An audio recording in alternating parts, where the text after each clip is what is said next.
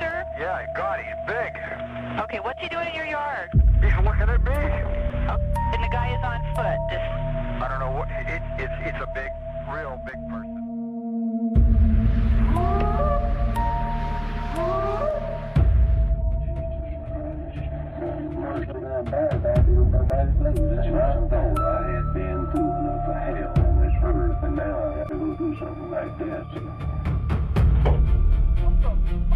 What was that, sir?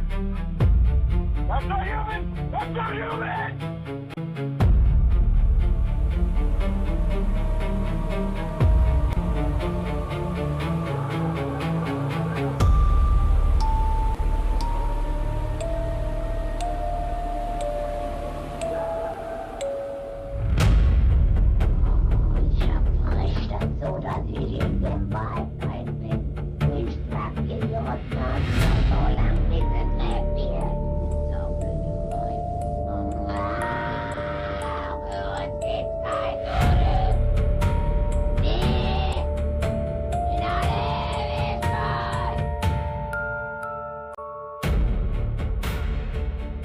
Hello, everyone. Welcome to the Phantom Frequency Podcast. I'm your host, Steve. With me, as always, is my co-host, Day. Hey, how you doing? Good to be back. And today we're covering the Pascagoula Abductions of 1973. Yes. Now, before we begin, if you have a personal encounter, experience, or story you'd like to share, you can contact us by email at thephantomfrequencypodcast@gmail.com, Instagram at The Phantom Frequency Podcast, and Facebook at The Phantom Frequency. I also want to give a huge thank you to everyone supporting the show. Every listen, follow, comment, rating, and share truly helps keep the frequency alive. A lot of time, research, and effort goes into every episode, and your support genuinely means the world. Now, with all that being said, dim the lights, settle in, and let's step into the unknown. Now, on October 11th, 1973, two men, Calvin Parker, who is approximately 18 years old at the time, and Charles Hickson, who was about 42, would go fishing at the Pascagoula River in Mississippi. Both men were astonished as a strange craft descended and hovered a few feet above the ground and only yards from their location. Before they had any chance to escape, an opening appeared in the craft and out floated three humanoid creatures. Both men were absolutely paralyzed when these creatures grabbed them, took them aboard the craft, and on the craft, both men were subjected to physical and invasive examinations before being left on the dock where they were taken, shaken and terrified. But before we get into all that fun, Day here is going to give us a little geography lesson. Yeah, so the city of Pascagoula, it sits in the deep south region along states like Alabama, Georgia, and Louisiana. So when people talk about the 1973 Southeastern UFO flap or strange encounters sweeping through the South, Mississippi absolutely falls into that category. Pascagoula itself is even more specifically located on the southeastern coast of Mississippi along the Gulf Coast, which adds to that humid, isolated marshland atmosphere the story is famous for. To truly understand the Pascagoula encounter, you have to understand the atmosphere surrounding the United States in 1973, because Charles Hickson and Calvin Parker's experience did not happen in isolation. It happened during what many researchers now call the 1973 UFO flap, one of the largest waves of UFO sightings in American history. Throughout the fall of 1973, reports of strange lights, unidentified craft, humanoid encounters, and bizarre aerial phenomenon exploded across the southeastern United States. States like Mississippi, Alabama, Louisiana, Georgia, and Florida became hotspots for unexplained sightings, with newspapers and local law enforcement receiving report after report from ordinary citizens claiming they had witnessed something impossible. The sightings come from all kinds of people, truck drivers, police officers, hunters, shipyard workers, farmers, and entire families. Some reported glowing objects silently hovering over forests and highways. Others described strange metallic craft moving at impossible speeds. In several cases, witnesses even claimed to encounter humanoid entities connected to the sightings. The flap reached such an intense level that even the media began treating the phenomena seriously. Newspapers across the South ran UFO headlines almost daily for weeks. Radio stations discussed sightings on air. law enforcement agencies were flooded with calls from frightened residents. And perhaps most unsettling of all, many of these reports shared strange similarities despite occurring hundreds of miles apart. Then came Pascagoula, October 11th, 1973, an encounter so bizarre and terrifying that it quickly became one of the most famous UFO cases in U.S. history. To this day, nobody fully agrees on what caused 1973 flap. Skeptics point to mass hysteria, Cold War anxiety, media influence, and psychological suggestion. Believers argue something far stranger was unfolding across the American South. Whatever the explanation may be, for one terrifying stretch of time in 1973, it seemed as though the Southeast was looking up into the sky and seeing something looking back. Before you go into everything else, I do want to point out, and this is what I wanted to tell you. I'd like to point out the reason why I chose this as this week's deep dive is because last week the Metal Man of Falkville happened in Alabama, just a couple states over from Mississippi, on October 17th, the same week that these two guys would be abducted in Mississippi. Okay. Yeah. That's actually pretty wild. Yep. Yeah. Wow. Jesus. Okay. Yeah, that's pretty crazy. And I didn't even know about the two encounters. Very similar. There's a lot of similarities we'll get into later, but yeah, I thought it'd be really fun to cover this week just because it almost goes hand in hand with the Metal Man of Falkville, because you're talking about just a few hundred miles apart the same week, both of these experiences that to this day we don't know what happened. Yeah, it is pretty crazy that it happened, number one, so closely and so closely in time. That's pretty insane for that to happen. Yeah, so I mean, a little bit more about Pascagoula. It's about 15 square miles of land. The population is, as of 2020's census, it's about 20,000, a little over, slowly declining over the last 30-ish years. It's got some other interesting things as well. It's surrounded by and served by 3 airports, all within about a 40-mile radius, or about 40 miles around. Yeah, I mean, it has a sister city with Chico, California, which I thought was pretty interesting because I thought that a sister city meant that these cities needed to be close together, which I was mistaken. It's actually a twin city.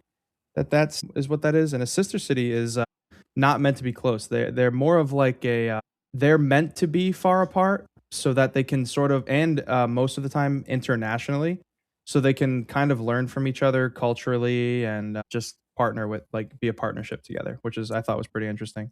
Yeah, that's pretty interesting. I didn't even know sister cities. I mean, I've heard that term, but I never knew what it meant. And I definitely, when you first said that, I was like, sisters with a place in California? I was like, what? Yeah, that's on the other side of the country, but yeah, that's pretty cool. Not even close. That they basically learn from each other's cultural aspects. Yeah, I think that's pretty cool. And also, it's kind of unique because they say sister cities tend to happen between countries, and this is, I guess, one of the few times where there's 2 sister cities inside the same country. So I thought that was pretty cool. But yeah, I mean, some other interesting things, like it has a deep Native American history. The name Pascagoula means bread eater, which is pretty cool. The U.S. gained permanent possession of it around 1812. Yeah, the population at the beginning was around 480 people in 1870, and it really started bumping up in the early 1900s. It started really increasing in population around 1950, and then oddly enough in 1970 is when the population really went up to 27,000 people. And I don't know if people moved there because of the I mean it wouldn't have been because of the UFO phenomenon, because it's I was curious if the UFO flap had any sort of impact on the population. Yeah, it seems to have gone up from then. Between 1970 and 1980 it increased. So but yeah, and then since then, it's just been steadily declining a little bit. I wonder if there's more than just one Asian man. Yeah, so actually, drum roll, please. There is a total of 153 Asian people as of 2020 in Pascagoula. Can you believe it? This 153. That's not a really lot, but it's more than one. 153. Yep, it's really, really representing here Yeah. for the Asian We're getting community there. in Pascagoula. They're doing a lot better. 0.7% of the population kind of deal. So yeah, I mean, it's actually much less white. It's about 10,000 as of 2020 again. About 10,000-ish white people, and then it goes to about 7 to 8,000 African Americans, and then it's just split up between a bunch of, like Hispanic and other, like there's Native Hawaiian and stuff like that. So Yeah, I'm assuming there's still a decent Native American population in yeah, Mississippi. so American maybe? Indian and Alaska Native it's just 99 people, but it says some other races and two or more races are about 1,000 to 2,000. So yeah, it's pretty cool. There is like a few notable people I had seen on there. Apparently, Channing Tatum lived in there for most of his young teen life. He grew Wow. up there, and then so he was born somewhere else and then moved there at around like the age of 6, I think. And then he moved out after he started growing up a little bit and went to Florida somewhere. But yeah, pretty cool that Channing Tatum had spent a lot of his time there That's as a wild. I young never knew man, Channing Tatum lived or in a young boy, I should say. Mississippi. Yeah. A lot of NFL players and 2 NBA players from like the 70s, and it's a much bigger list than the last place we covered because there's just been more people. But yeah, what else? There was another very interesting thing I had found. Well, number one, Jimmy Buffett wrote a song called "The Pascagoula Run," which I thought was pretty cool. And another thing that was very strange, I was very weirded out by reading this, but apparently Pascagoula is also home to the Mississippi's Phantom Barber, What is where that? yes. So I guess a man would run around. Dude, listen to this.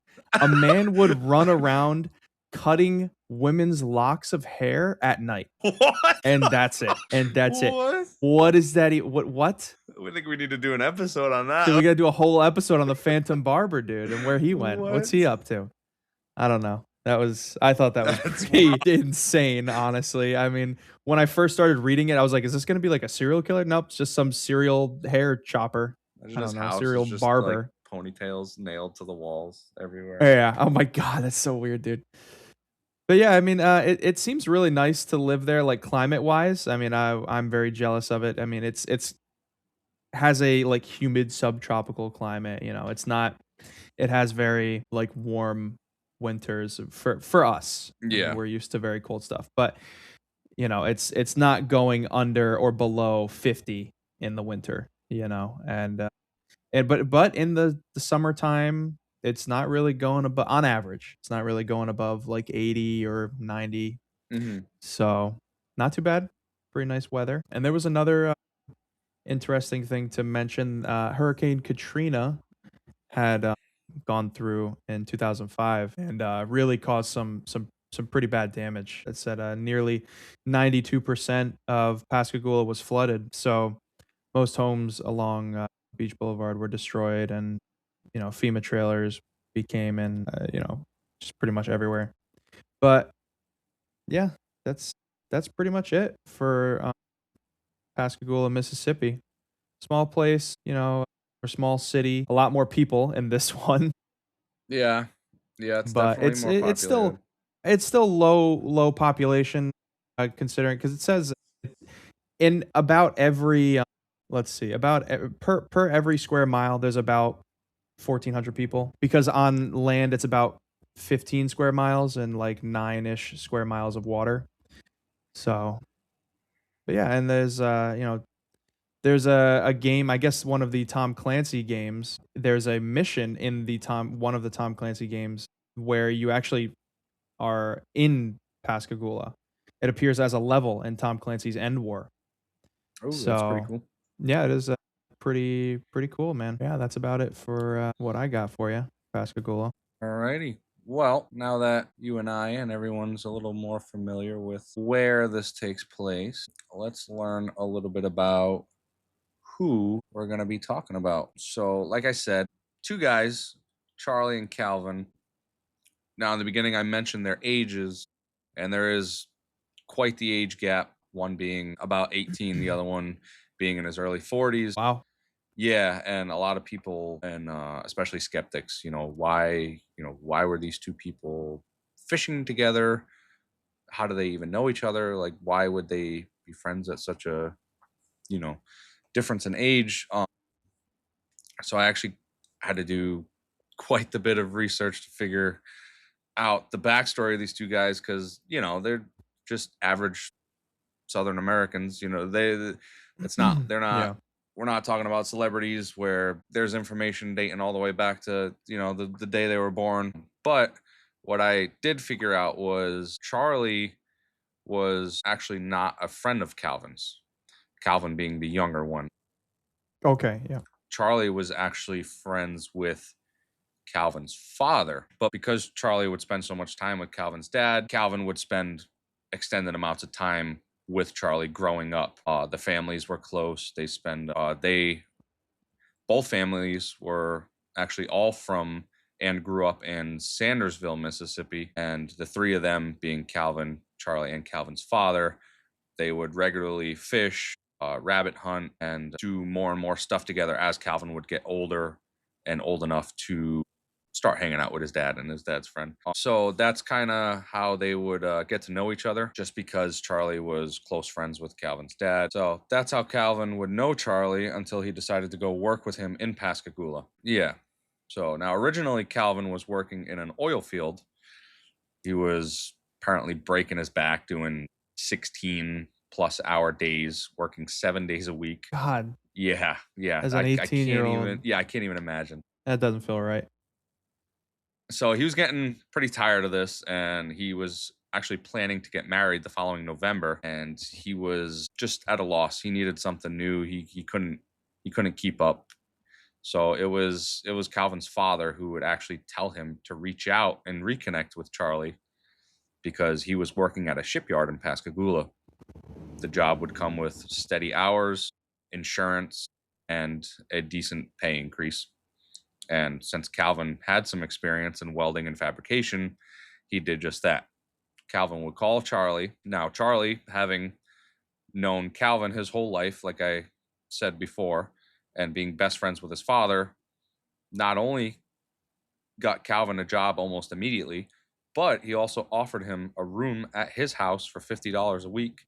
Oh my God, Which- that is so nice. Yeah, which Calvin $50 a happily week. accepted. Charlie would kind of tell him, understanding the situation, knowing he wants to get married and everything, he offered them that just so he can save up, because in the future looking to buy a house, get married and stuff. So that was really cool of Charlie to do for him. So Calvin would actually pick Charlie up and drive them both to work at Ingalls Shipbuilding for his first day, which happened to be the 11th of October, 1973. That wasn't Calvin's first day in Pascagoula, because he had been moving some of his belongings for about 3 or 4 days. He would spend the night prior still at his home, and then that morning of the 11th, he would drive back to Pascagoula and with the plan on staying there. So like I said, they had their first day of work on the 11th. Now, after working until about 5 o'clock, Charlie asked Calvin if he'd like to go fishing instead of them going home to do nothing, considering it was actually this day, according to Calvin, it's impossible to confirm this. But according to Calvin, he said it was nearly 100 degrees and strangely warm for a mid-October night. So Interesting. Calvin would agree, and together they would drive about 15 minutes to the shipyard where they would fish and subsequently get much more than they bargained for. But we'll get to that soon. Now, upon arriving to the abandoned and eerie shipyard, Calvin would come to see the area littered with large amounts of garbage and debris in and around the water. When they first got to the shipyard, Calvin would question Charlie. He was like, because there was massive amounts of garbage and debris, not only on the shore areas, but mostly in the water. So we're talking like utilities, beds, mattresses, refrigerators, washers, dryers, just huge amounts of garbage. And he's like, why is everyone throwing this in the water? Charlie would explain that it's actually because of storms, really bad storms, you know, Mississippi's known for that. People would dump all their garbage in the marsh near like the shore, Yeah. in like the marsh grass. And when you get these really bad storms like they get in Mississippi, it would actually raise the water level and it would flood all the garbage and debris into the river. God, that sucks, dude. Yeah. So that's a little fact that not many people know about this encounter based on like where they were and what it looked like at the time. So because of that and the very high marsh grass and weeds all over, you know how tall those things can be. Oh yeah. It actually took them about 15 minutes to navigate about 100 yards through all the garbage and weeds to the dock where they would cast off. So their car and where they parked was about 100 yards from the dock they would go on to fish. And in between their car and the dock is, like I said, an obstacle course of, you know, waist high weeds, grass, garbage, debris all over the place. Yeah, that sucks, dude. That's just sad. Yeah, literally. And it's also gross to kind of weed yeah, through all of that. So no thanks, you dude. think about the time of day, it's close to 6 o'clock at this point, and Yeah. they're in a completely abandoned shipyard. It's not the best looking place. But anyways, it wouldn't be long while they were fishing together at around 6 o'clock when they would take notice of a blue light shimmering atop the water surface and a distant zipping or whirring sound. The source of the light was behind them. They turned to see something approaching and coming to a stop about 50 feet from their car. So they both have their backs to the car, backs to the field. They're both facing the water on a dock. Yeah. They're fishing. They see the reflections, the glimmering of blue light over the water. Now, they would both state later that they actually initially thought it was the police. Yeah, that makes sense. Yeah, because they Calvin did take note of at least one no trespassing sign posted there.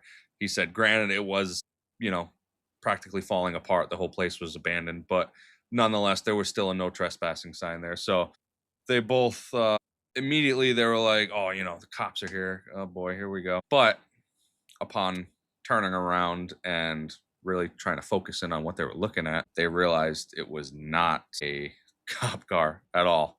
Yeah.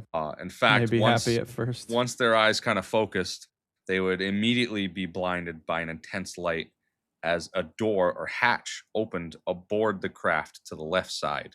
What? And the blue lights turned off as it completed its descent to about 1.5 feet from the ground. So once they realized this wasn't a police car, they realized it was a craft and it was floating, it was levitating, and it was actually not only coming towards them, but it was descending. Now, was it floating lights, above the ground or was it floating above the water? It was floating above the ground. So okay. It would come to a stop close to their car, about 50 feet from their car. So about 100 yards away is where they first noticed it. Now, it would come a little closer, but it would still stop probably close to 100 yards away where their car was. That's why when they were facing the water, the light was coming from behind them. So they'd turn around to see the light. They realized it was a craft. Now, it descends to about 1.5 feet off the ground. It never completely touches the ground. And as it makes its stop, as it comes to a stop near their car, where their car is parked, the blue lights would turn off and a hatch would open on the craft. It's freaky. Yeah. Now, they said the craft was about 30 feet wide and it was egg-shaped, like if you were to put an egg on its side, oval the long way, horizontally. Interesting. Now, the blinding light was from the hatch that would open. They said there was so much light inside the craft that when that door opened, it was like a flashbang. They both like covered their eyes. It was almost hard to see. So that is the really light, weird. Yeah, the light emanated from inside. That makes me wonder, like, how would any being inside of there like function if it had eyeballs? Exactly. Yeah. Like, if it's that blinding, I don't know. That's pretty weird too. Yeah. Now, through the blinding light flooding out of the craft through the open door appeared 3 silhouettes that steadily and rapidly approached them. The figures were completely unencumbered. Now, remember what I said, between them and the car, all that stuff, they were completely unencumbered by the debris in the tall grass. they levitated towards the terrified men. What? Yeah. So, like the craft, these beings would move in a straight line, point A to point B, towards them, completely unaffected by all the garbage, debris, weeds, grass, none of it. None of it bothered them. The 15 minutes it took Calvin and Charlie to get from their car to the dock, these things closed. They said it was, by the time they even realized what was happening, they were on them. That's insane. So they just, I imagine they just sort of levitated over all Yeah, of they it went and clean just, over everything. Yep, off the that's ground. crazy. Yeah. Just Now, right yeah, to them yeah. rapidly Now, as well. That's stressful. yeah, That's, yeah, it's crazy. Yeah. So Calvin and Charlie, they were completely frozen in terror, often describing a feeling of inability to move. They ugh, felt that's like they were freaking me almost out. paralyzed. They were essentially trapped on the dock, surrounded by water on all sides, not to mention all the dangerous debris in the water around them. Their only escape was directly towards the figures that were approaching them quickly. That's another thing. A lot of skeptics and people say, why didn't they run? Why didn't they do this? Why didn't they do that? Why didn't they just stand there until they would explain that there was this paralyzing factor, this fear where like they couldn't move. Calvin Yeah. would say later that, because when they first see these things, they think it's people. The last thing you think is, this, an alien's coming over to me. You know what I mean? Oh So yeah. they were having trouble seeing from the light. By the time those things got close enough to them where they could make out features, Calvin did say he would look for an escape route. He immediately went left, right. There was water all around.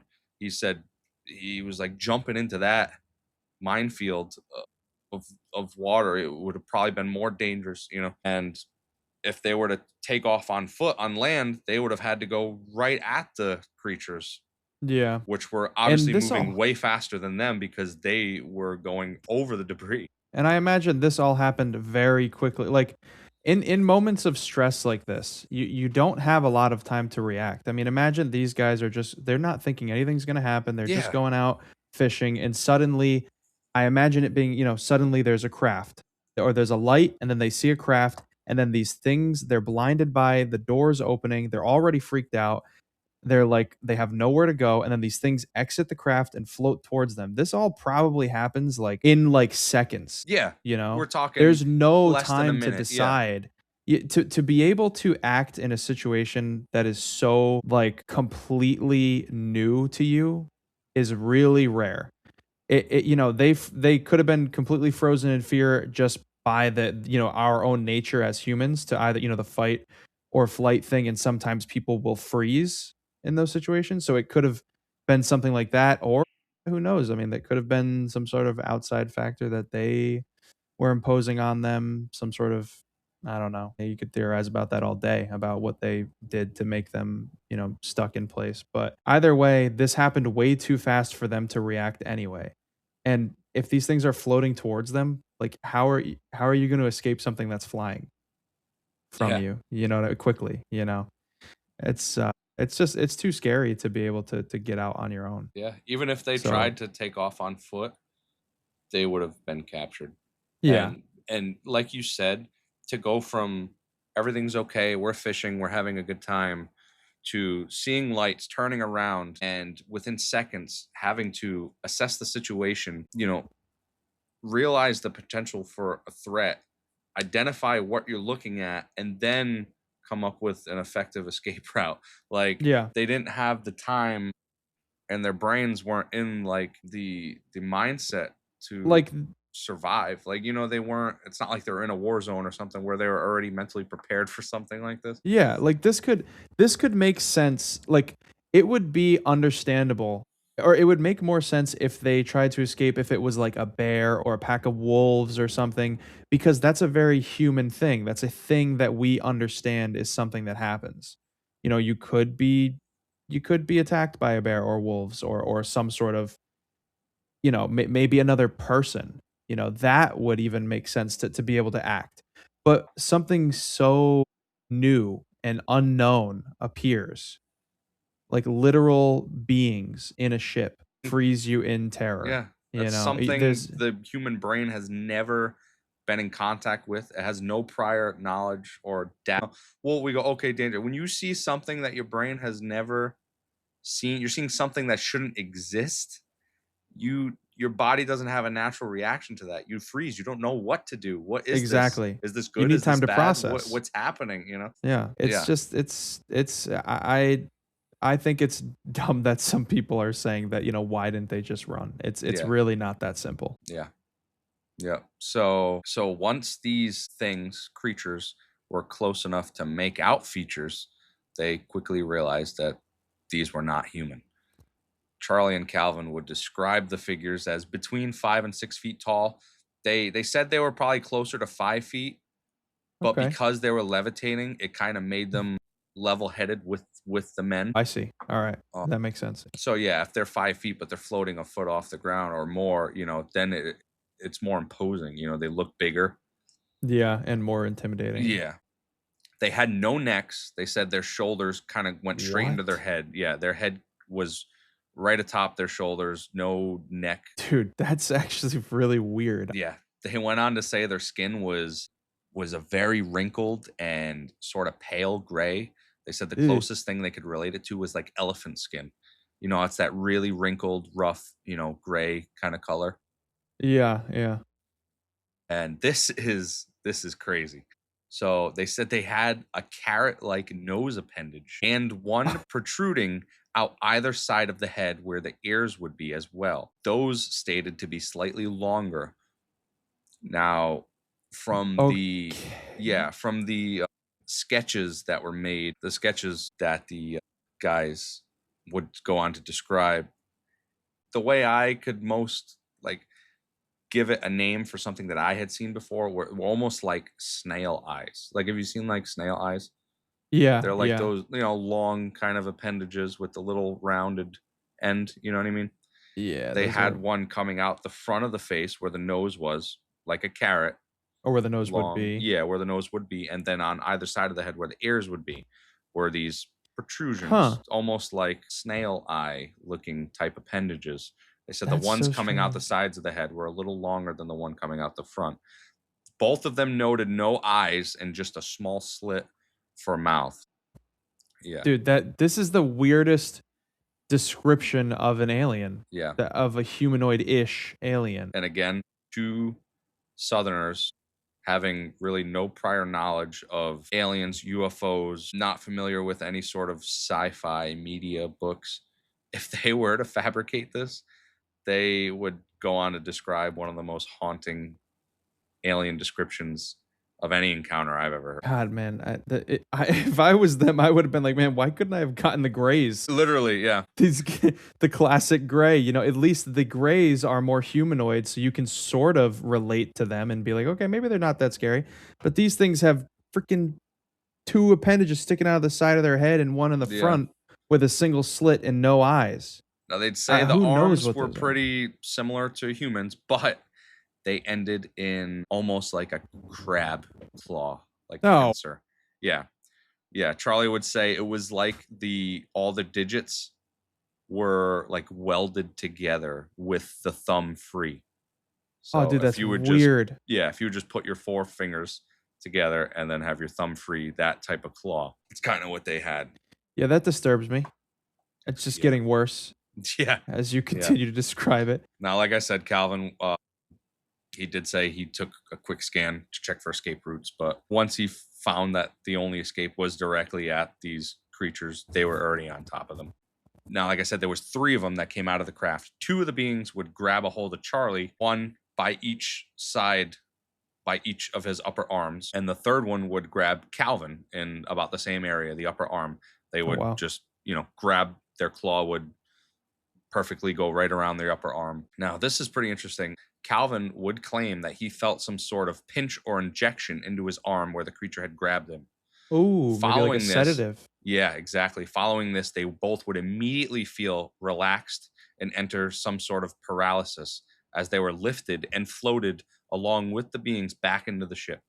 Yeah. What? So when they grabbed them, something in their claw would administer some sort of paralysis, some sort of injection that would immediately calm them and they wouldn't be able to move or fight back. It's just getting weirder by the minute. Yeah. And they floated? It said they Yes. Oh my Once they God. grabbed them, and that was another thing, they said it didn't hurt when they grabbed them, and they just lifted with the beings. They said it didn't feel like they were grabbing me and picking me up by my arms. That would have hurt. Yeah. He said once they grabbed, you just floated up with them like there was no gravity. Wow. They weren't pulling them up, they weren't carrying them. Once they made contact, Calvin and Charlie basically would take on this anti-gravity like behavior with them Yeah. just by coming in like contact with them. Very unusual. Yeah, very. So both men were blinded by this light upon entering the craft. Neither could make out or remember much detail about the interior because of the sheer brightness and how it seemed like the walls themselves were glowing. Charlie would note that he couldn't find any light source for this light. He said everything in there was the light, the walls, the ground, everything was glowing, and he couldn't make out any sort of furniture or anything. It was just bright. Mm. Yeah, Charlie and Calvin would be taken in together and go on to describe slightly different examinations. Charlie would describe being laid back and some sort of mechanical device resembling an eye descended from above. It came out of the ceiling. It was about the size of, it was small, maybe like the size of a coconut. This thing, he called it an eye. He said it kind of looked like an eye. It would come out of the ceiling and descended from above in front of him and scanned his face. It would come up to his face and it looked like it was examining his face, scanning, and then it would go on to scan his entire body for a while. It would kind of do laps around, scanning everything on him, and then it would slowly ascend back up into the part of the ceiling where it come out of. Now, Calvin's was a little more interesting.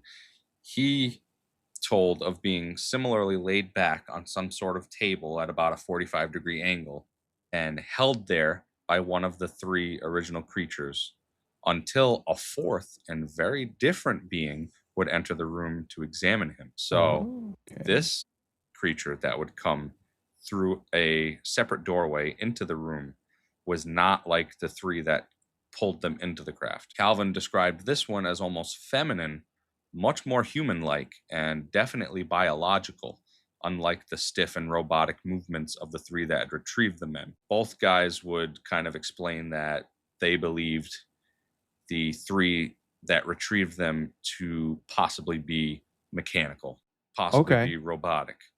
But Calvin said the one that examined him was definitely biological and much different from those three. Calvin would also say something came out of the ceiling above his head as well. He said it was about the size of a deck of cards, and it actually rotated around his head while making some sort of mechanical clicking sounds before returning back into the ceiling, just like same thing that happened to Charlie. Yeah. But after this, the human-like being would approach Calvin as the other creature would let him go. So he's laying on the table now, and this new alien would approach Calvin and begin examining his mouth and nose with hands and fingers much longer and more slender than that of a human. It would go on to attempt going into his nasal cavity through the back of his throat and vice versa, actually causing Calvin to get a nosebleed. Dude, that's Yeah. my God. Yeah, it would kind of pull Calvin's mouth open and keep reaching its fingers back into his throat and try and get them back and up into his nasal cavity. Yeah, and it would try and go up his nose. And he said at the time, at that age, he would sometimes frequently get nosebleeds, and this caused him to get a nosebleed, and to the point where he actually would have some of his own blood on his shirt. Wow. Yeah. That's weird, man. It's just... So at this point, Calvin would become increasingly distressed, the weight of relaxation lifting as he got more and more concerned. So this drug or whatever it had administered into his arm, he said it felt like it was wearing off. He was starting to get, his adrenaline was starting to get up, and he was breaking out of this trance he was in. Yeah. Maybe he was fighting himself out of it by being so stressed. Yep. Because you could be, like, for instance, you could be on, like, blood pressure medication, but if you're having an anxiety crisis or something that's very anxiety inducing, your blood pressure is going up. It could be something similar to that, where he's like, the effects are wearing off because he's become so distressed. Yeah. And I You think know. that's because of the physical nature of his examination. The fact that she was pushing her hands into his throat and into his up his nose, I feel like that it kind of helped him break whatever drug or whatever they had in him. Yeah. But that would be until he began receiving telepathic messages from the examiner saying, "Don't What? fear, we're not going to hurt you." Okay. So this obviously didn't give him any comfort. I don't blame him. I mean, made it much worse. I would start thinking I'm going insane. I'd Yeah. be like, this is it. This is it. This is where I lose myself in madness. And this is the end of who I am now because I'm broken. I cannot recover from this. Oh my God. I'm done now. So, Oh my God, dude. that didn't help him feel any better. These poor guys just getting bombarded with everything in the book. My God, dude. Could you Don't imagine worry, we're not gonna being hurt him you for just 1 second? Like, just give me a second, dude. Let me think. Let me think about this so I can breathe. So her telepathic messages to him. Now I say her because he would always say that it felt feminine. So this didn't help him. This didn't comfort him at all. He was really resisting, and he was starting to gain his motor controls back. At which time this examiner would gurgle a noise in the bottom of its throat, signaling one of the original beings that was still in the room to approach and grab Calvin by the arm once more, administering another shot and calming Calvin once more. Okay, I see. Yeah. So Yeah. once this thing realized its telepathic, once its telepathic messages weren't working, it looked over at the, crab guy, and it gurgled something in his throat, almost like a frog, like the throat kind of, Yeah. and it would come over, grab his arm again, poof, hit him with that injection again, and then boom, he's back out again. He's in La La Land. Yeah. Yeah. So after that, they both said the whole time aboard the ship was probably between 25 to 45 minutes. So they were very disoriented, so it's hard for them to give an exact time. And yeah. they didn't have a watch on them, which is another thing that skeptics always love to bring up with this story. Neither of the men could tell what time any of this was taking place, what time they were at the docks, blah, blah, blah. In the 70s, every man had a watch on them at all times. No one ever, but they would always explain. What you don't understand is they were at work. They worked at a shipyard. Calvin was, he'd do welding stuff where you don't want to have a watch on because it could cause a lot of issues. Yeah. So that's a good point. And they just came off of work, right? Exactly. And they went right to the dock from work.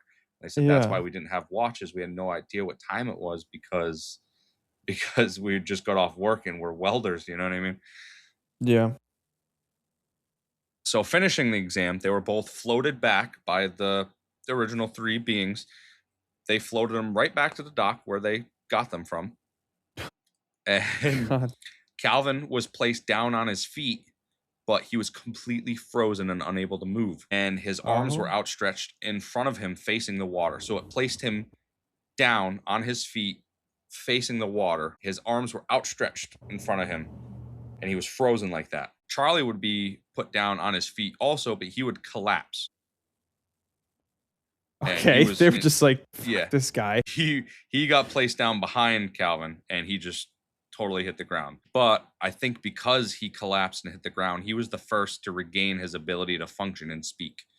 Now, they both corroborated their stories perfectly, with Charlie beginning to call out Calvin's name and, screaming, because he said, the first thing I see when I, roll over after I collapse to the ground is I see Calvin standing by the edge of the dock facing the water with his arms outstretched. Like, it was terrifying. So he starts calling out to Calvin, which after a moment seemed to break the trance that Calvin was in. So at that point, once they could both move and speak, they would both turn back to look at the craft, and it was still there, actually. Oh, wow. Yep.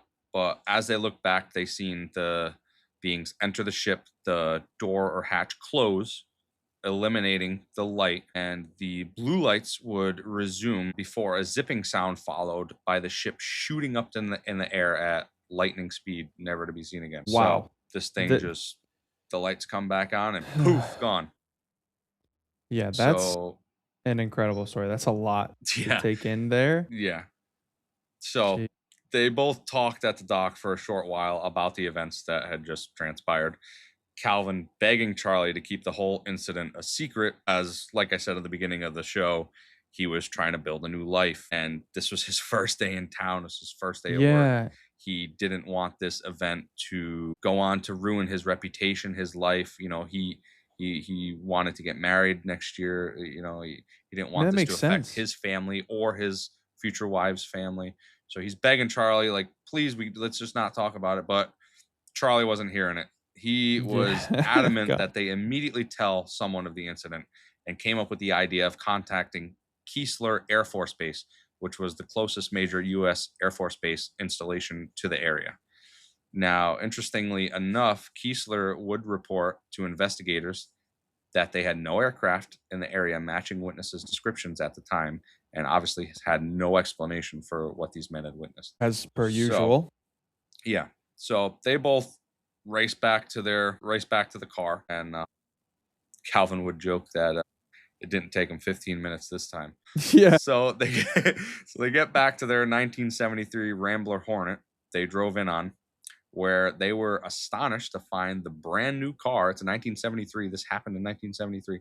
Brand new car's passenger side window was totally cracked, Huh. just spiderweb cracked.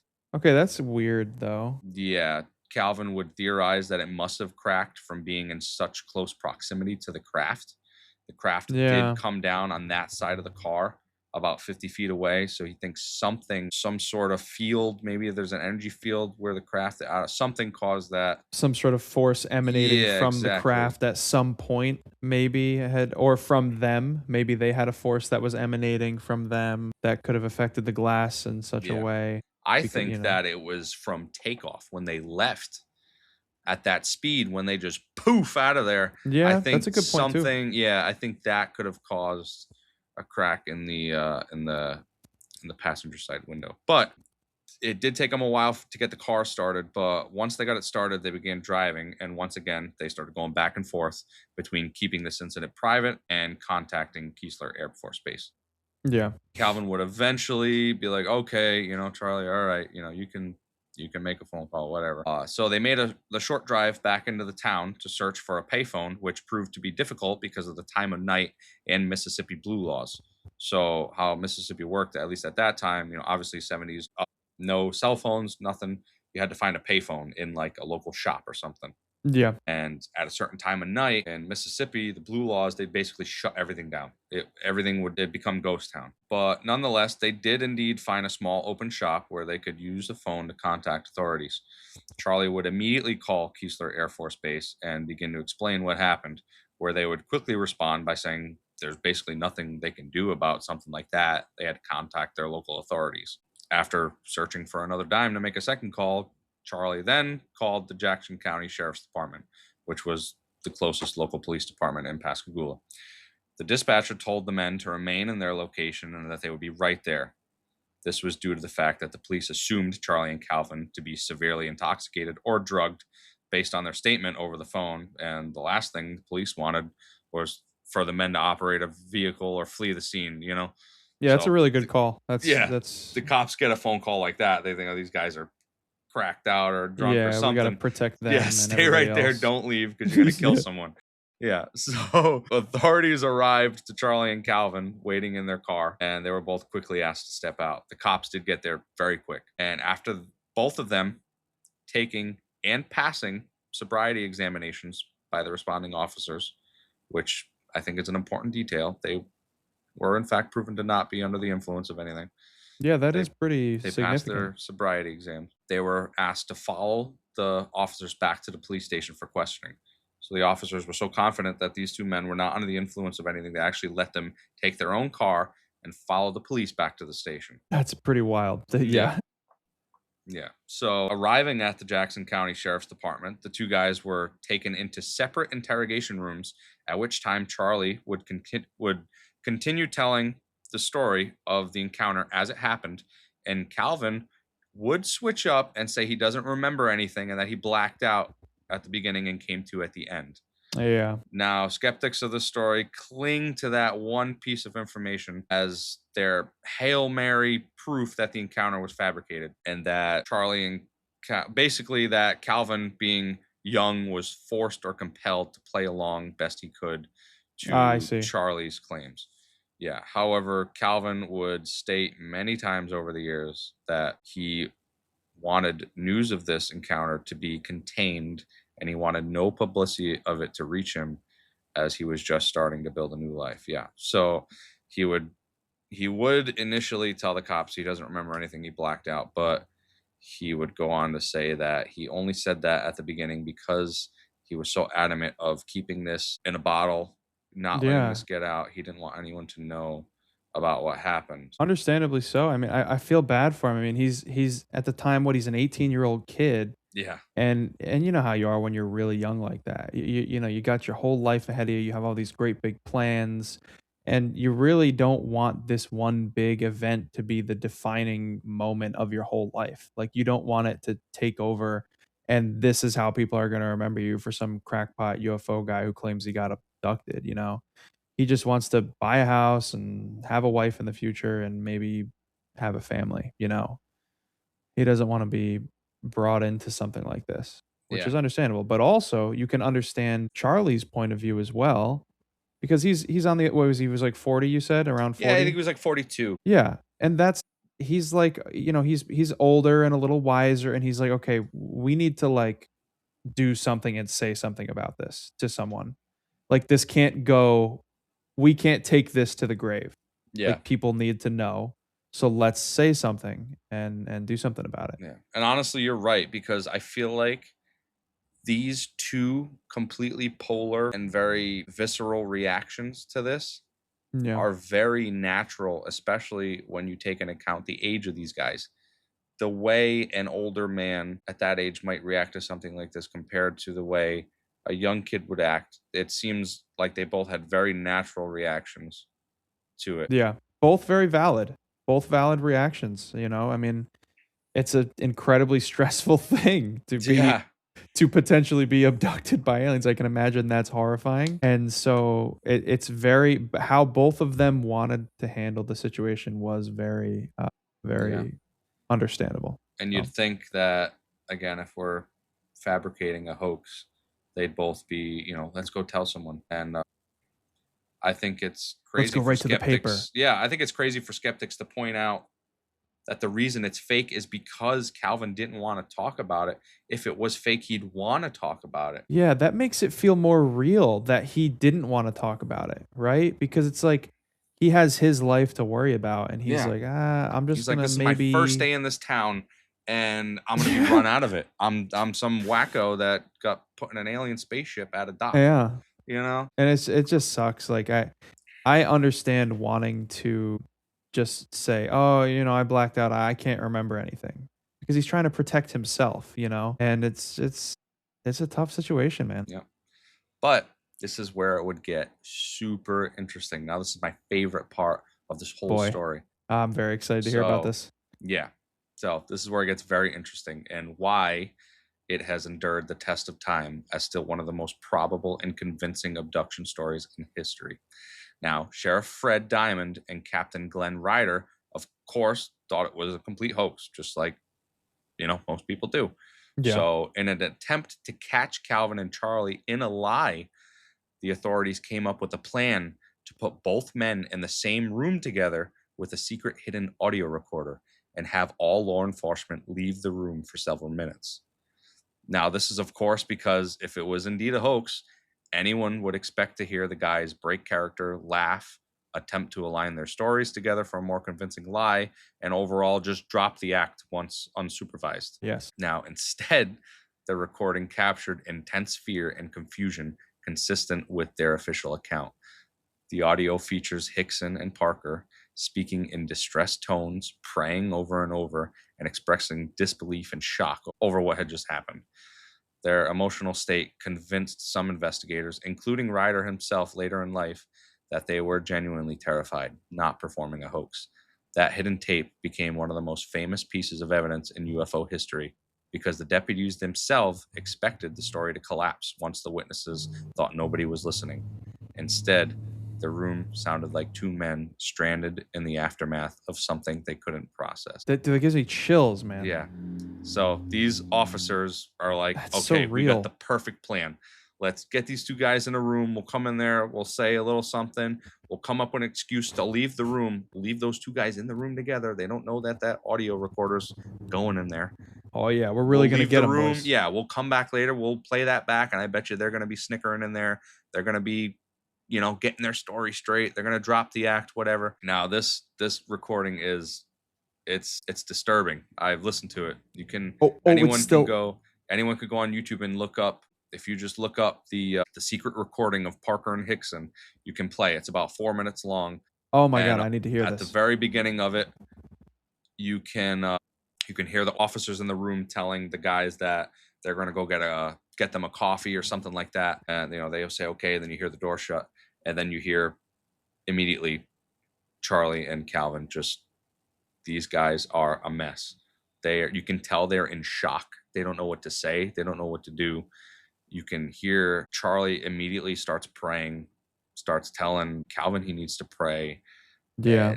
And, Parker, he just kept saying over and over, like, no one's ever going to believe us. This, and just kind of like breaking down essentially. I'm looking at the transcript right here of some of it, because some of it's hard to hear. But yeah, I mean, that's a really like sad and also like scary thing to hear. Yeah. Two men sort of breaking down after some stressful event. Yeah, Calvin would even say, he would even bring into question, like, is this something to do with the United States Air Force, or like we don't have anything like that? Yeah, like they don't know how to process and what it is. Yeah. Jeez, man. Charlie would say something that kind of broke my heart. He said, Christ, I thought I had been through enough hell on this earth, and now I have to go through something like this. God, I feel bad. Yeah, it makes sense that he would say that, being older, man. Yeah. Yeah. And they did bring up the fact that they were curious why they weren't harmed.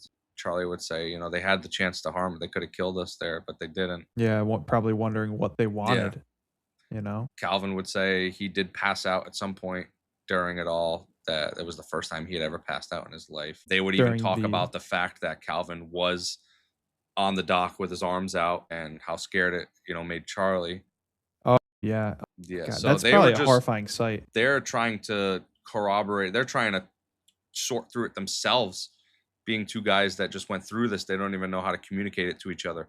But you can tell they had both went through it because they're both talking in unison about the same experience. You know what I mean? Yeah, dude. And they're not even like, they haven't had time yet to process this. They didn't. This had just happened about an hour prior to this. To not only they haven't had time to process it individually in their own minds, but they also haven't had time to process it together. They've only had a chance to act on this and try to have someone help them. And now that they have some alone time in this room together, they're both kind of breaking down and kind of letting their minds try to process it. And that's, I guess, this is what that looks like. And it's amazing that in an attempt for police to prove the hoax, they captured instead some of the most like heartbreaking, genuine emotion out of two guys that had no idea what was happening. Yeah, and that's just sad, man. Like, it just. But yeah, so eventually, the both of them would be told to go home and get some sleep, as Sheriff Fred Diamond and his deputies would go investigate. Unfortunately, their search of the area would come up with nothing substantial. However, authorities would obtain evidence in the form of corroborated witnesses to blue lights and unidentified craft in the area that night. At around 8 p.m., a man named Larry Booth, who was a local resident in the area of the shipyard, called the sheriff's office after seeing strange objects with blinking colored lights moving overhead. Larry would go on to describe the same blue colored lights spinning in a counterclockwise direction around the center of a round craft with another single light atop the dome. What makes this notable is the timing. Booth's sighting reportedly happened before Hickson and Parker arrived at the sheriff's department later that night with their story. Yeah, so he called this into the sheriff's station before they even got to the sheriff's station. That's actually pretty significant too. Yeah, so not only did these two guys come forward with this counter, but more and more people around town in that area over the next few days, many more names would enter the fold as more and more local residents would report seeing the same flashing blue lights and unidentified craft in the area that night. Residents such as Leroy Sanderson, Charlie Davis, and Maria Blair would also become notable secondhand witnesses to the phenomena. Yet the issue is that there's very little surviving primary source material directly from all the locals who made reports that night and the days that followed. Most references come secondhand through UFO researchers compiling witnesses in the later years. Okay, I see. But I mean, it's been a long time. yeah, exactly. know, And it was It was a at the big time, event. yeah, the records just don't exist anymore. But according to most sources, as firsthand as you can get, there was several reports. There was a couple primary sources that night, and then they kind of call them secondhand sources, where the people would make claims in the days that followed after it already had hit the media. So those Yeah. claims obviously are a little less, yeah, a little less. They could be faked because the news is out, but the fact that calls came in before they even got to the sheriff's station, before it hit the media, before anything, there was phone calls. That's pretty amazing. Yeah, that is pretty crazy. Yeah. One thing I think of is I wonder if now I'm playing devil's advocate here. I wonder if they know Charlie and Calvin, if they know who Larry Booth is, like if they know him or knew him personally, Yeah. Because that would if I was a if I was someone trying to debunk it, that could Mhm. be a point of attack. But I don't know if there's any information on that or what. But the point is, even if they did, they wouldn't have been able to call him ahead of time because again, there's no cell phones, Yeah. and they couldn't time this. You know what I mean? Like perfectly to get him to call because didn't he call Larry Booth called before they had gotten to the sheriff's office? You said Correct. Yeah. Apparently the call came in around 8, just before they had made it to the sheriff's station. So it was Yeah. probably around the same time that they would call the sheriff's station themselves. Yeah, so it's just hard. It would be really hard for them to fake that as well. Coordinate that, yeah. Yeah. They said they didn't even have a dime to make the call to the sheriff's station. So just had to find one, man. Yeah. It's crazy. But yeah, so the following day they actually attempted to go to work. They tried to sleep off this encounter, even though neither of them really slept. But they would drive to work together in hopes that this would all blow over. But unfortunately, this would be the last moment of their lives where their names wouldn't be under the shadow of the now world-famous encounter. Purportedly, upon arriving to the shipyard, they wouldn't even be able to find a place to park their vehicle. The media had mobbed the shipyard to the point where all work was halted. My God, it was that bad? Yes, that was the next morning. Oh my God. The next morning, like barely 12 hours had passed. Jeez, man, that's insane. Yeah. They're like roaches. And on top of the shipyard being mobbed, the sheriff's office couldn't even function. They were getting called. The phone wouldn't stop ringing. The entire sheriff's office lobby was just being mobbed by press and media. It was crazy. So Charlie and Calvin would pretty much immediately get called to the main office, where management, mainly a man named Johnny Walker, which shout out Johnny Walker, is my favorite drink, basically told them that no business could be conducted while they were on the premises. Oh, so basically tell them, like, you guys need to leave. You got to sort this shit out. He would ask them, like, guys, like, I'm trying to help you here. You need to tell me what happened because I can't help you. I don't know what's going on. But at least they didn't fire him right yeah, there. no. Apparently he was very helpful with them. That's really nice. He would actually call his brother-in-law, who was an attorney. His name was Joe Kalingo, and he was a very big help to Charlie and Calvin. So he came to help handle the situation and the media frenzy. He quickly became deeply involved, accompanying Hickson and Parker, helping arrange medical and radiation examinations, coordinating with investigators, and handling contracts and media matters. So one of the important things that Joe Kalingo helped Calvin with was Calvin was freaking out really bad following the encounter, that he had been exposed to some sort of radiation virus. He was like, if these things aren't from Earth, or we don't know what these things are. You know, they Sounds could, like me. he's like, you know, It's- he felt like they could make him sick, or they could have given him something, especially with that injection, something that could kill him, whether it was Yeah. radiation or whatever. So he said, to go back to the blood from his nosebleed on his own shirt, when he went home that night, he took his entire outfit off, everything that he had worn to go fishing, and threw it all in the dumpster. He Oh, threw everything wow. out and showered that night. And he's like, I wish I still had that shirt to this day, because he goes, yeah, the DNA and the blood is mine on the shirt, but that thing was up in my nose with the blood. So he's like, that thing's DNA might be in there too. But so Yeah, that's in a good point. retrospect, he was pretty upset that he threw the clothes away, but he was so terrified.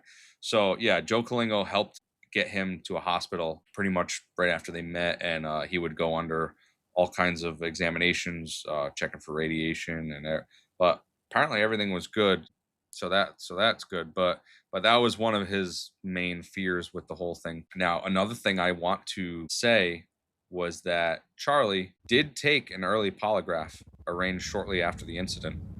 The examiner, this guy named Pennington, reportedly concluded Hickson was truthful, quote, as he believed it. In fact, the Okay. examiner was so surprised at the results that he reportedly ran the polygraph machine another 2 times to confirm. Now, apparently the polygraph examiner was very experienced. According to Sheriff Diamond and his deputies, the polygraph examiner would conduct about 6 per day on average. Yet skeptics would later call into question the results and the inexperience of the examiner. It's down to which side you believe. Now, Calvin initially declined at the time due to his mental state and hospitalization concerns, though he did reportedly take a test and pass it years afterwards. So Charlie took a polygraph within the following couple days of the incident, and he did pass, and they were so shocked at it that they double and triple checked the results of it. So he was 100% telling the truth, if you believe, you know, that's what it said. And Calvin declined, but try to put yourself in his shoes for a second with everything I was just explaining. He didn't want the publicity. He didn't want the media.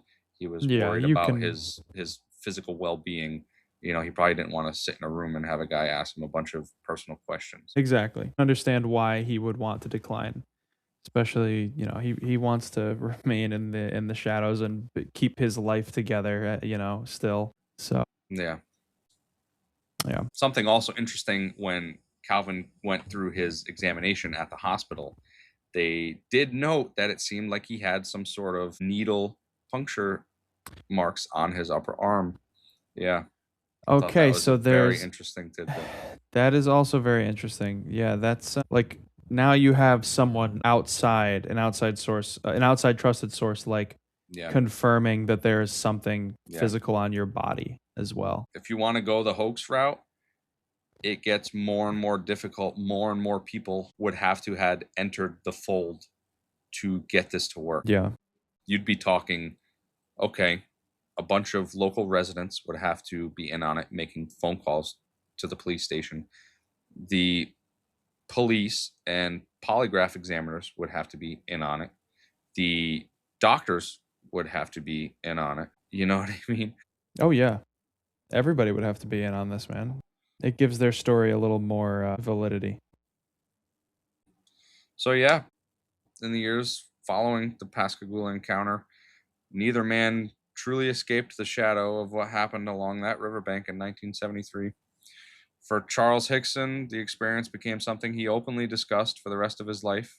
He gave interviews, appeared on television, wrote about the encounter, and maintained until the day he died that what he and Calvin saw was absolutely real. Despite the ridicule and skepticism that followed them, Hickson never backed away from his story.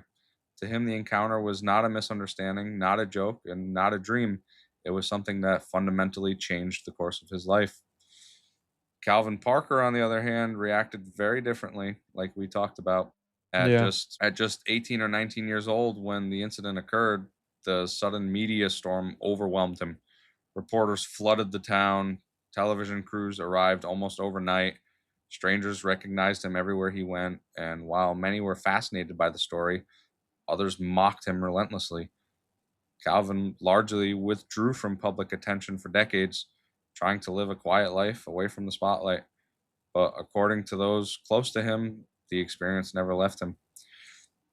Years later, Calvin would eventually return to speaking publicly about what happened that night in Pascagoula.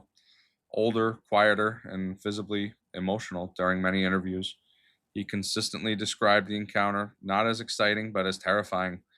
He claimed the memories stayed with him his entire life. And perhaps that's what makes the Pascagoula case so enduring. Not just the strange details, not just the alleged creatures, not even the possibility of something otherworldly, but the human element. Two ordinary shipyard workers went fishing on a quiet Mississippi riverbank and emerged at the center of one of the most famous UFO encounters in American history. And more than 50 years later, the question still remains, what did Charles Hickson and Calvin Parker really see that night on the Pascagoula River? Wow. Yep. I Now, skeptics, their main rebuttal to this case, to everything we just went over, is you're going to get a kick out of this. So, one of the biggest skeptical explanations people bring up for the Pascagoula incident, especially regarding Calvin Parker, was a hypnagogic state in the strange transitional phase between wakefulness and sleep. So a hypnagogic state is almost like you sleep with your eyes open, like you're awake, you're functioning, but you're in a dream. Yeah. Okay. Now, So yeah, that's so weird. during it, people can experience vivid hallucinations, paralysis, distorted perception, shadow figures, floating sensations, intense fear, hyper real dreams that feel completely real. It's also closely related to explanations often proposed for alien abductions and sleep paralysis encounters and all that. They skeptics argue that Calvin may have entered an altered mental state brought on by exhaustion or stress or something. But what dismantles this theory is they were awake, both of them. They were active, they were fishing, and to have two guys go into a hypnagogic state at the same time, come on.